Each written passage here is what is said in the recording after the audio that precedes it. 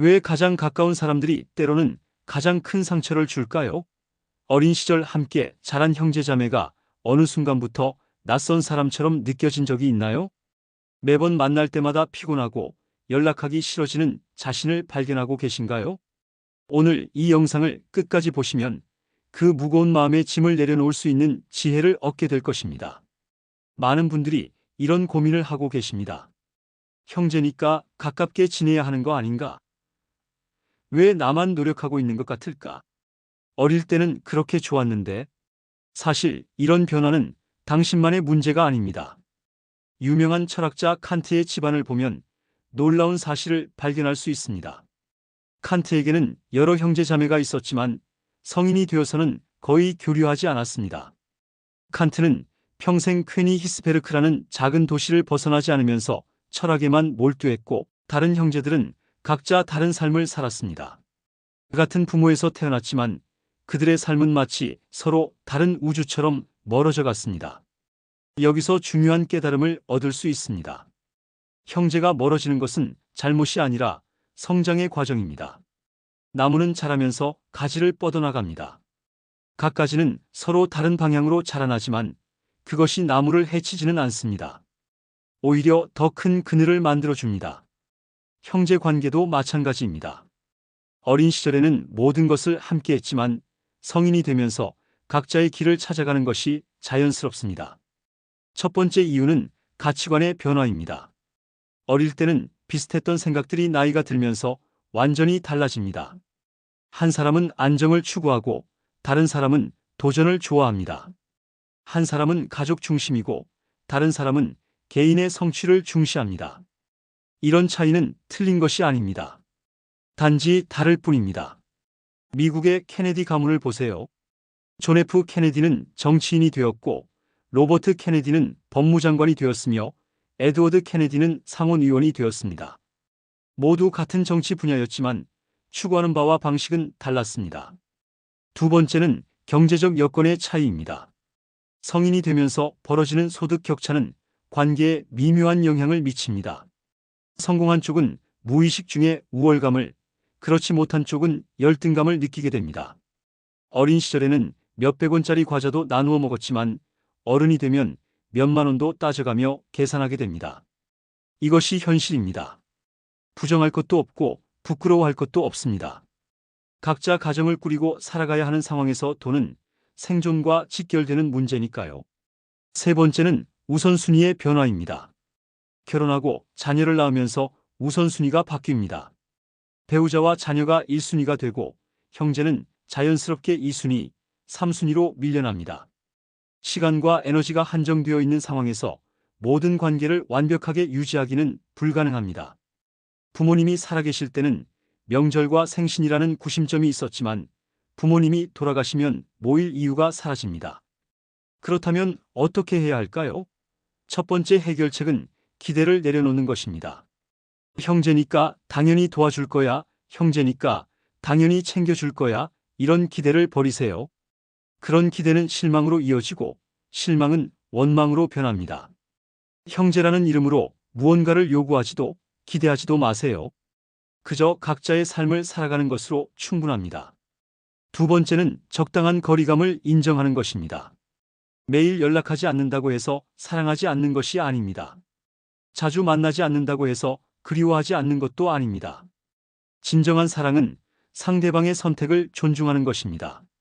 멀리서 바라보며 그들의 안녕을 빌어주는 것이 때로는 더 깊은 사랑입니다.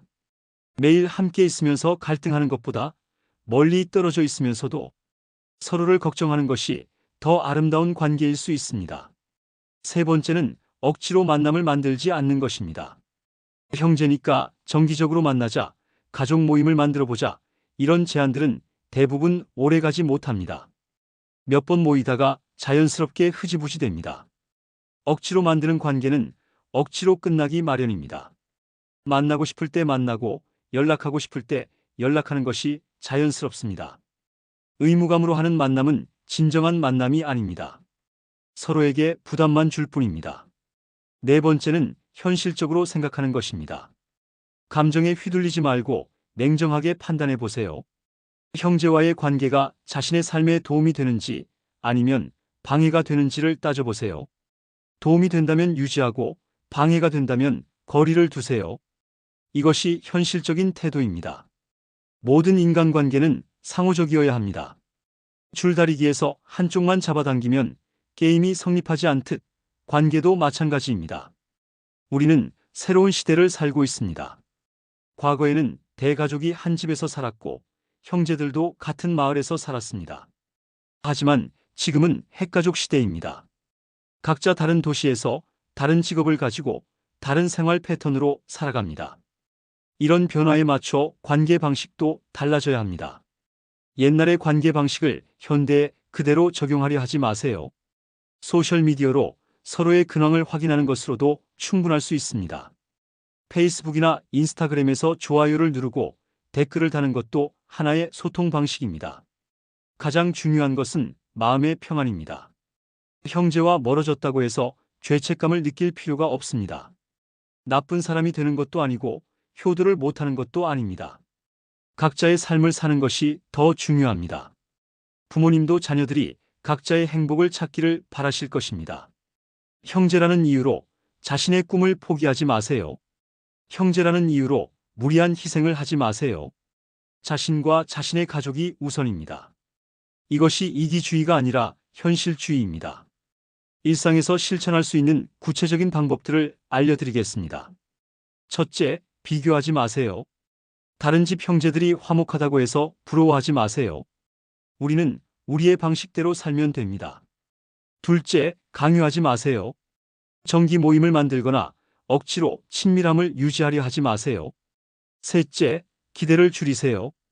형제라고 해서 특별한 대우를 기대하지 마세요. 그냥 인생에서 만난 여러 사람 중 하나라고 생각하는 것이 편합니다. 넷째, 자신의 삶에 집중하세요. 형제와 과거 이야기만 반복하는 것보다 자신의 발전을 위해 시간을 쓰는 것이 낫습니다. 형제가 멀어지는 것을 가족의 해체라고 여기지 마세요. 오히려 자연스러운 성장 과정입니다. 씨앗이 바람에 날려 멀리 퍼져나가야 새로운 숲을 만들 수 있듯 형제들도 흩어져야 각자의 삶을 온전히 살 수 있습니다. 세계적인 기업가 빌 게이츠와 그의 여동생들을 보세요. 빌 게이츠는 마이크로소프트를 창업해서 IT 혁명을 이끌었고 여동생 리비 게이츠는 교육 분야에서 활동하고 있습니다. 크리스티 게이츠는 또 다른 길을 걸었습니다. 그들은 서로 다른 길을 걸었지만 각자의 자리에서 최선을 다했습니다. 만약 한 곳에 모여 있었다면 이런 다양한 성취가 가능했을까요? 이 과정에서 생기는 복잡한 감정들도 자연스럽습니다. 질투, 시기, 원망, 실망. 이런 감정들이 생기는 것은 인간적입니다. 이런 감정들을 억누르려 하지 말고 인정하고 받아들이세요. 감정은 일시적입니다. 시간이 지나면 사라집니다. 감정에 휘둘리지 말고 감정을 관찰하세요. 아, 내가 지금 서운해하고 있구나. 내가 지금 질투하고 있구나. 이렇게 객관적으로 바라보면 감정의 힘이 약해집니다. 현대 사회에서 형제 관계는 선택의 문제가 되었습니다. 과거에는 가족이라는 이유로 어쩔 수 없이 함께 살아야 했지만 지금은 선택할 수 있습니다. 함께 있고 싶으면 함께 있고 떨어져 있고 싶으면 떨어져 있을 수 있습니다. 이런 자유가 주어진 상황에서 억지로 관계를 유지할 이유는 없습니다. 자연스럽게 흘러가는 대로 두세요. 형제 관계에서 가장 중요한 것은 상호 존중입니다. 서로의 선택을 존중하고 서로의 삶의 방식을 인정하는 것입니다. 나이가 들수록 우선순위가 바뀝니다. 젊을 때는 관계가 중요했지만 나이가 들면 건강이 중요해집니다. 젊을 때는 사람들과 어울리는 것이 즐거웠지만 나이가 들면 혼자 있는 것이 편해집니다. 이런 변화는 자연스러운 것입니다. 형제 관계도 이런 변화의 영향을 받습니다. 심리학자 칼 융은 말년에 스위스의 작은 마을에서 혼자 지내며 자신만의 철학을 완성했습니다. 그 시간 동안 그는 융자서전과 여러 중요한 저작들을 완성했습니다. 혼자 있는 시간이 오히려 더 생산적일 수 있습니다. 결국 모든 인간관계는 한시적입니다. 부부도 죽음이 갈라놓을 때까지이고 부모 자식도 각자의 삶이 있습니다. 하물며 형제는 어떠하겠습니까? 영원할 것이라고 착각하지 마세요. 모든 관계는 시작이 있으면 끝도 있습니다. 이것을 받아들일 때 비로소 평안해집니다. 붙잡으려 하지 말고 흘러가게 두세요. 형제가 자신만의 삶을 살아가는 것을 응원해 주세요. 멀리서라도 그들의 행복을 빌어주세요. 진정한 사랑은 놓아주는 것입니다.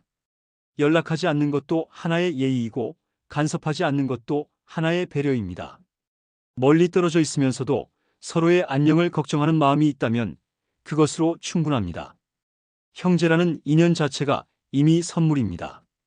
더 이상 무엇을 바라지 마세요. 실제로 많은 성공한 사람들이 이런 삶을 살고 있습니다. 애플의 창업자 스티브 잡스도 가족 관계에서는 복잡한 면이 있었습니다. 그는 자신의 길에 집중하면서 세상을 바꾸는 혁신을 이뤄냈습니다.